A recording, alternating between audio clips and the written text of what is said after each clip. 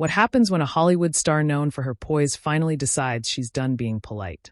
What happens when the bright studio lights of daytime television suddenly feel more like an interrogation room, and the smiles crack just enough for the truth to spill out? On this particular morning, the air inside the View studio felt heavier than usual, as if everyone, hosts, crew, even the audience, could sense that something was about to go off script. Before we go any further, make sure you subscribe to Stage View, like this video, and comment right now if you're ready for stories that don't blink when things get uncomfortable. Blake Lively sat on the couch with her legs crossed, posture elegant, hands folded neatly in her lap. She had perfected this look over years of red carpets and interviews. The calm, unbothered confidence of someone who knew exactly who she was. But today there was a flicker behind her eyes, a tightness in her smile. She laughed softly at Whoopi Goldberg's opening joke, but the laugh didn't quite reach her eyes. The audience applauded, unaware they were moments away from witnessing something that would ripple far beyond this studio. Whoopi leaned back in her chair, arms relaxed, voice warm but pointed. "You know, Blake," she began, glancing sideways with that unmistakable blend of humor and authority. "People see you as this symbol of perfection. But lately there's been a lot of talk. Some folks feel you've been a little out of touch." The word hung there. Out of touch. Blake blinked once, slowly. Inside her chest, something tightened. She'd heard this before, online in headlines, whispered behind polished smiles.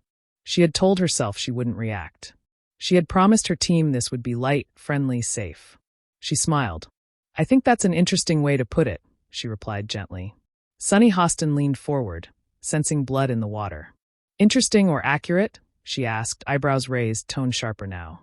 "Because when celebrities talk about struggles, people listening at home, real people, sometimes feel dismissed." A murmur rippled through the audience. Blake shifted slightly, her fingers pressing together. The cameras zoomed in, catching the subtle change in her breathing. She could feel her pulse in her ears, louder than the applause, louder than the studio music.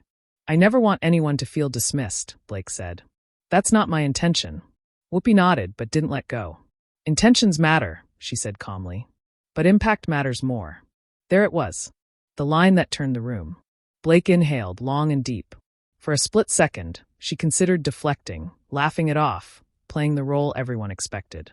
But something inside her, years of swallowed frustration, carefully worded apologies, endless expectations, finally pushed back.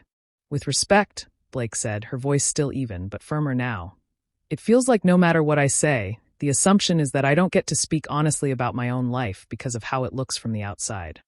The audience leaned forward. Whoopi's expression didn't change, but her eyes sharpened. "That's not what we're saying," she replied. "We're saying awareness matters when you have a platform." Blake nodded slowly. "And I agree. But awareness doesn't mean silence." A beat. The studio felt suddenly smaller. As the conversation rolled on, the tension didn't ease, it thickened. Sunny jumped back in, referencing past interviews, headlines flashing on the screen behind them. Each clip felt like another weight placed carefully on Blake's shoulders. She answered politely, thoughtfully, but the strain was becoming visible. Her smile faded. Her eyes darkened with resolve. "You know," Blake said at last, turning slightly toward Whoopi, "I've listened. I've apologized when I needed to. But what I'm hearing now feels less like accountability and more like permission for people to decide who I'm allowed to be." A sharp inhale echoed from the audience. Someone gasped. Whoopi raised an eyebrow. "So you think you're being unfairly judged?" "I think," Blake replied, her voice catching just slightly, "that I'm being talked at, not talked with." Silence. Heavy. Unforgiving. The producers exchanged glances off camera.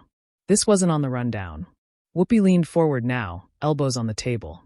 "Blake, nobody's attacking you," she said, but the edge was unmistakable. "We're having a conversation." Blake met her gaze. For the first time since she sat down, she stopped smiling altogether. "Then let me finish mine."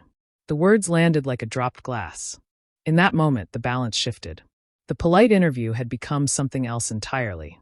Blake spoke about the pressure of being constantly filtered through public expectation, about how women in Hollywood were praised for honesty until that honesty made people uncomfortable. Her voice grew stronger with every sentence, emotion threading through her words like helping herself finally breathe. "I'm not asking for sympathy," she said. "I'm asking for space to be human." The applause that followed was hesitant at first, then louder, swelling as if the audience needed to release something they hadn't realized they were holding. Whoopi sat back, lips pressed together, considering. Sunny glanced toward her notes, then back at Blake, clearly recalibrating. And yet, the conversation wasn't done. Not even close. As the show cut briefly to commercial, whispers filled the studio. Phones vibrated in pockets. Social media began to stir. Viewers at home leaned closer to their screens, sensing they were watching a moment that would not end when the credits rolled. When the cameras came back up, the mood had shifted again. The smiles were gone. This was no longer about headlines. It was about control, about who got the final word. Whoopi broke the silence first. "You're passionate," she said slowly. "But passion doesn't erase responsibility." Blake nodded. "And responsibility doesn't erase my voice." The audience erupted, louder this time, applause colliding with murmurs of shock. Sunny opened her mouth to respond, but Blake continued, momentum carrying her forward now. She spoke about double standards, about how women were encouraged to be strong but punished for being firm, about how every word she said was dissected while others were given grace. Her eyes glistened, but she didn't look away. "This isn't me firing back," Blake said quietly. "This is me standing still and refusing to shrink." For a heartbeat, no one spoke. The studio lights buzzed softly overhead. Whoopi exhaled a long, measured breath.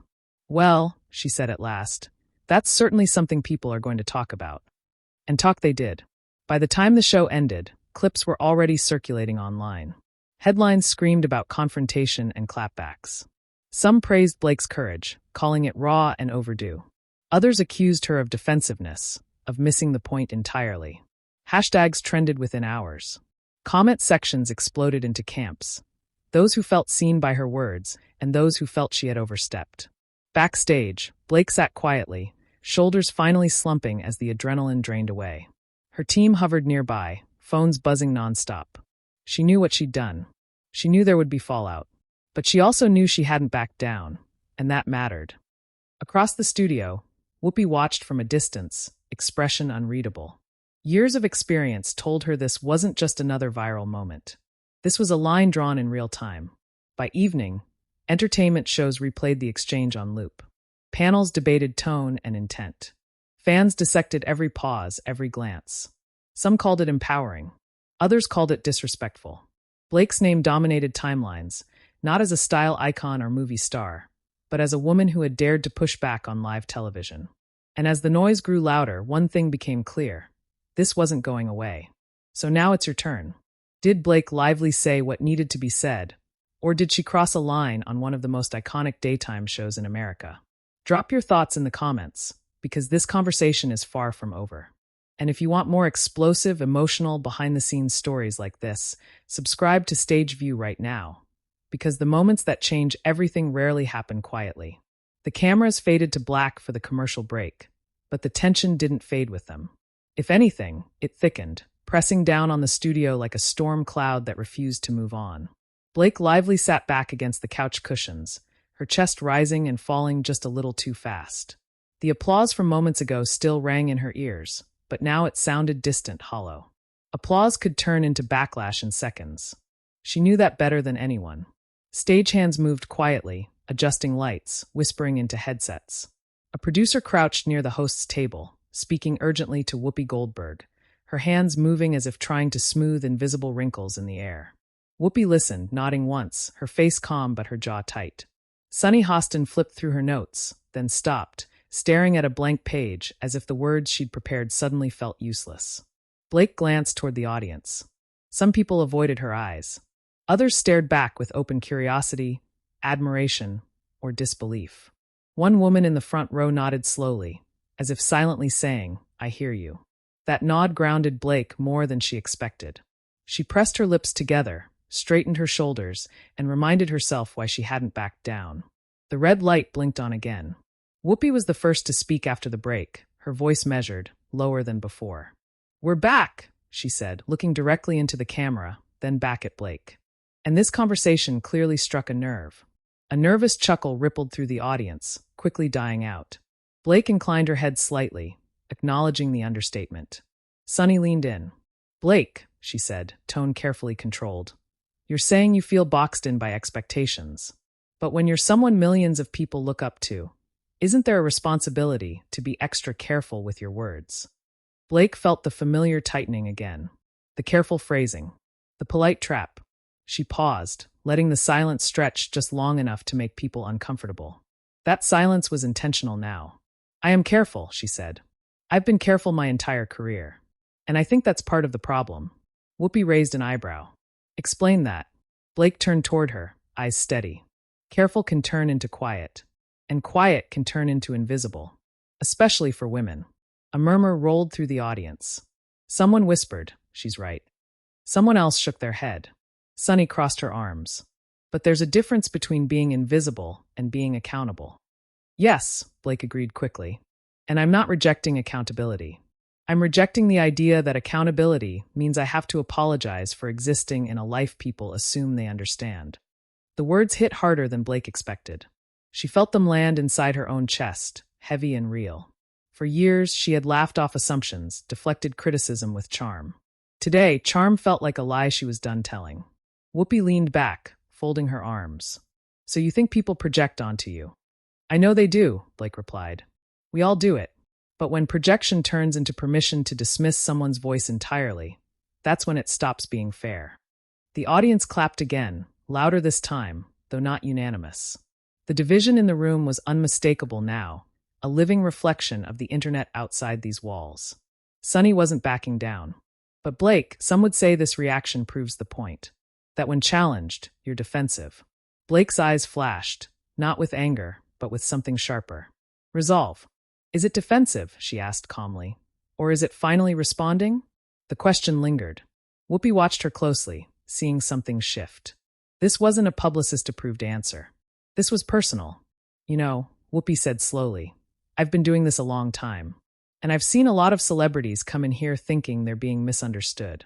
Blake nodded. And I've watched those interviews, she said. I've watched women explain themselves over and over, shrinking with every sentence so they don't seem difficult. I don't want to do that anymore. A sharp intake of breath came from somewhere behind the cameras. The producer's voice crackled faintly through an earpiece. This was not the direction they'd planned. Sunny tapped her pen against the table. Do you think this is the right platform for that message? Blake didn't hesitate. I think this is exactly the platform. Because these conversations don't happen in safe spaces. They happen right here. Messy. Uncomfortable. Public. For a moment, no one spoke. The studio seemed to hold its breath. Then Whoopi let out a short, humorless laugh. Well, she said, you're definitely making daytime TV interesting.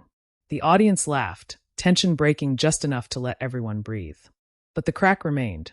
Whoopi leaned forward again, her tone softer now, but no less serious. Let me ask you something directly. Do you feel attacked by us? Blake swallowed. This was the question underneath all the others. She considered her answer carefully, knowing how it would echo outside this room. I feel challenged, she said finally. And sometimes challenge feels like attack when you're not used to being heard afterward. Sunny frowned slightly. That sounds like a deflection. No, Blake said gently. It's a distinction. The applause that followed was scattered but sincere. Blake's heart raced. She could feel sweat at the base of her neck, the heat of the lights suddenly oppressive. Still, she didn't look away. Whoopi studied her for a long moment, then nodded once. Fair enough. That nod was small, but it mattered. As the segment continued, the conversation shifted from sharp confrontation to something more layered, more dangerous in its honesty. Blake spoke about motherhood under a microscope, about being labeled relatable, only when it suited the narrative. Sunny pushed back, citing public responsibility again. Whoopi mediated, occasionally throwing in humor, occasionally pressing where it hurt. Each exchange added another layer, another reason for viewers at home to pick sides. On social media, the reaction was exploding in real time. Clips of Blake's refusing to shrink line were already trending. Support poured in from fans who felt her words mirrored their own frustrations. At the same time, critics accused her of hijacking the conversation, of turning critique into victimhood. Influencers went live mid-broadcast, pausing the show to give hot takes. Journalists began drafting headlines before the episode even ended. Inside the studio, none of that noise existed yet. There was only the moment. Sunny leaned back, exhaling.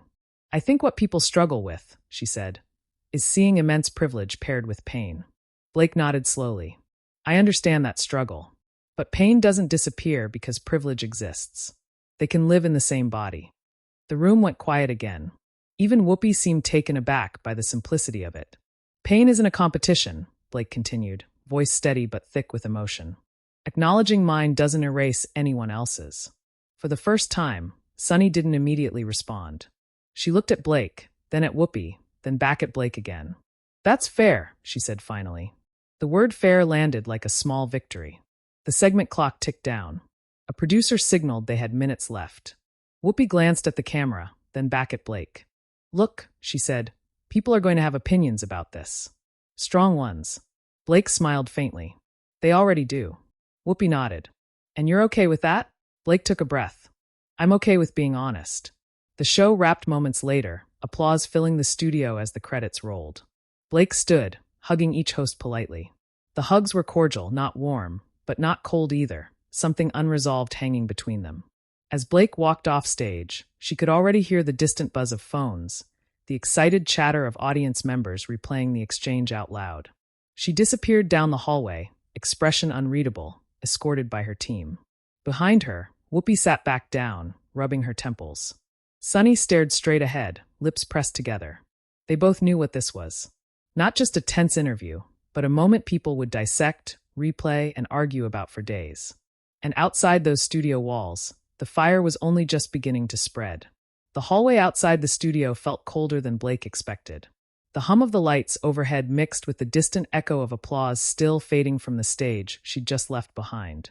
Her heels clicked against the floor in a steady rhythm, the sound grounding her as her team surrounded her, voices overlapping in low, urgent whispers. That was intense, someone said carefully. You were strong, another added, a little too quickly. Blake nodded but didn't speak. Her heart was still racing, adrenaline surging through her veins like she'd just stepped off a battlefield instead of a talk show set. She pressed her fingers into her palm, reminding herself to breathe. She hadn't planned to say half of what she'd said.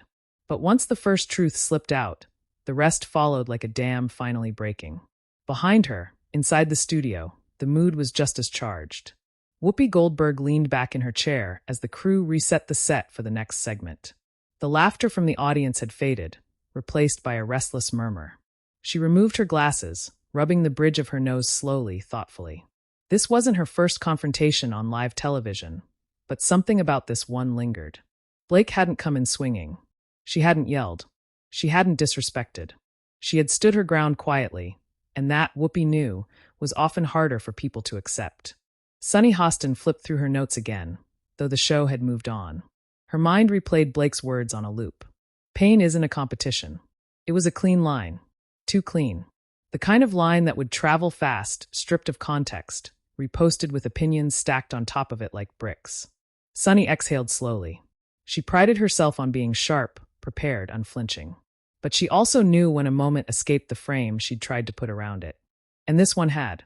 Back in the hallway, Blake's phone finally came out of her bag. The screen lit up instantly, dozens of notifications piling on top of each other, vibrating nonstop. Texts from friends, from colleagues, from people she hadn't spoken to in years. I'm proud of you. You said what so many are afraid to say. Are you okay? She didn't open social media yet. Not because she was afraid, but because she knew once she did, there would be no closing that door. She wanted a few more seconds of quiet before the world rushed in. Her publicist stepped closer. This is already everywhere, she said gently. Clips are trending. Blake nodded. Of course they are. What you said about not shrinking, the publicist continued, choosing her words carefully. People are really reacting to that. Good or bad? Blake asked. The woman hesitated. Both. Blake let out a small, humorless laugh. Then it's honest. Inside the studio, Whoopi was being handed a phone now, a producer pointing at the screen. Whoopi glanced down, eyebrows lifting as she scrolled. Well, damn, she muttered softly. What? A co-host asked. People already picked their sides, Whoopi replied. Didn't even wait for the show to end. Sunny leaned over, catching a glimpse of the screen. Hashtags were climbing fast. Blake's name sat at the center of it all, surrounded by words like brave, entitled, finally, out of touch, thank you. Sunny straightened, jaw tightening. That's how it always goes, she said. Nuance doesn't trend. No, Whoopi agreed. But moments do. And this one had all the ingredients. a beloved actress, a respected daytime institution. A clash not of insults, but of perspectives. People weren't just reacting.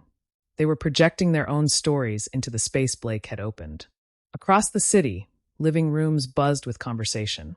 Viewers paused their TVs, turning to each other mid-sentence. Did you see her face when Whoopi pushed her? She wasn't wrong, though. But privilege. That doesn't cancel pain. Comment sections filled faster than anyone could read them. Some accused Blake of weaponizing vulnerability. Others defended her fiercely, sharing their own experiences of being told to be grateful instead of honest.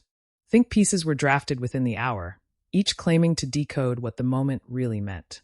Blake finally opened Instagram. The first video she saw was a clip from the show, cropped tightly to her face as she said, "I'm refusing to shrink." The caption read, "Blake lively claps back on the view." She frowned slightly. Claps back. It sounded loud. Aggressive. Nothing like how it had felt inside her body. Calm, shaking, terrifying. She scrolled. Another clip. Another headline. Another opinion. Her thumb hovered, then she locked the phone and slipped it back into her bag. "I don't want to respond," she said quietly to her team. "Not yet." They nodded. They knew better than to push. Meanwhile, Whoopi sat alone for a moment after the segment wrapped, watching the crew move around her like a tide she wasn't part of. She'd built a career on saying hard things, on challenging people to think beyond their comfort. But she also knew when a conversation touched a nerve that wasn't just personal, it was cultural. "She didn't come for us," Whoopi said to no one in particular. "She came for the space." Sunny overheard her and paused. "Do you think we pushed too hard?" Whoopi considered the question. "I think we pushed. That's our job. But sometimes," she added, "the push pushes back." Sunny nodded slowly. She replayed Blake's calm, steady gaze in her mind. Not defiant, not disrespectful, just done performing. By evening, Blake was home. Shoes kicked off, hair loosened, makeup fading. She sat on the couch in silence, the house unusually quiet. Her husband checked in from the kitchen, eyes searching her face. "You okay?" he asked. She thought about it. The fear, the relief, the weight she hadn't realized she'd been carrying. "I think so," she said. "Ask me tomorrow." He smiled softly, squeezing her hand. Her phone buzzed again. This time, it was a message from another actress, someone who had been through her own public reckoning years earlier. "I watched it. You didn't lose control. You claimed it." Blake closed her eyes, letting the words settle. Across town, Sunny sat at her desk late into the night, rereading messages from viewers. Some thanked her for holding Blake accountable. Others accused her of silencing a woman. She felt the familiar pull of contradiction, knowing she could be right and still hurt someone. On her TV, the clip played again, muted this time. She watched Blake's body language. The stillness. The way her voice didn't rise, even when the room did. Sunny leaned back, sighing. "Damn," she whispered. "That wasn't nothing." And as the night wore on, one thing became undeniable. This wasn't just a viral clip destined to fade by morning. It was a moment that had cracked something open, about celebrity, about criticism, about who gets to speak and how. By the time the sun rose, the narrative would splinter even further. And everyone involved knew it. By morning, the moment had fully escaped its original shape. It lived now in fragments, 10-second clips, bold captions, paused screenshots with arrows pointing at expressions, tones analyzed like evidence in a trial. Morning shows replayed it with solemn voices. Late-night hosts joked about it with raised eyebrows and half-smiles. Podcasts rushed out emergency episodes. Everyone had an angle, and every angle claimed to be the truth. Blake lively woke up before her alarm. For a few seconds, she lay still, staring at the ceiling, letting the quiet settle. Then her phone buzzed on the nightstand, relentless, like it had been vibrating all night, and only now she was willing to acknowledge it. She picked it up. Notifications stacked endlessly. Mentions. Tags. Headlines. Blake Lively takes on the view. Whoopi Goldberg versus Blake Lively. A line crossed? I refuse to shrink. Why Blake's words hit a nerve. She scrolled slowly, deliberately. Some messages were thoughtful, long paragraphs from strangers thanking her for saying what they couldn't. Others were sharp, dismissive, furious. She read accusations of entitlement, of fragility, of arrogance. She read praise that made her uncomfortable too, turning her into a symbol she hadn't asked to be. She put the phone down. Across the city, inside a sleek studio filled with screens and coffee cups. Producers at The View were already in crisis mode discussions. Ratings from the episode were coming in, higher than usual.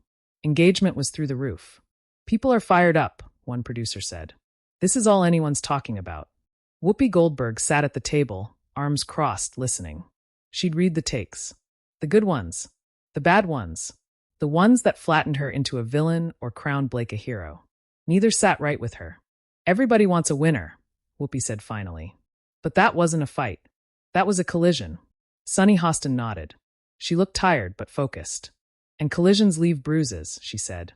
"On everyone." They debated whether to address it on the next show. Whether to clarify. Whether to let it breathe. Whoopi had been in this business long enough to know that sometimes silence was louder than statements. And sometimes it was seen as guilt. "We didn't do anything wrong," Sunny said. "But that doesn't mean people won't feel something about it." Whoopi sighed.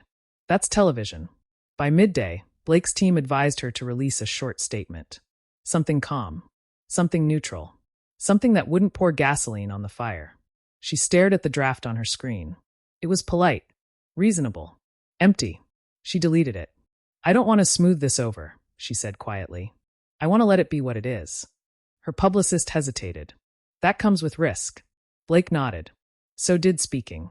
Meanwhile, the audience reaction had taken on a life of its own. Women filmed themselves responding in cars, bedrooms, offices, talking directly into their phones as if Blake were watching.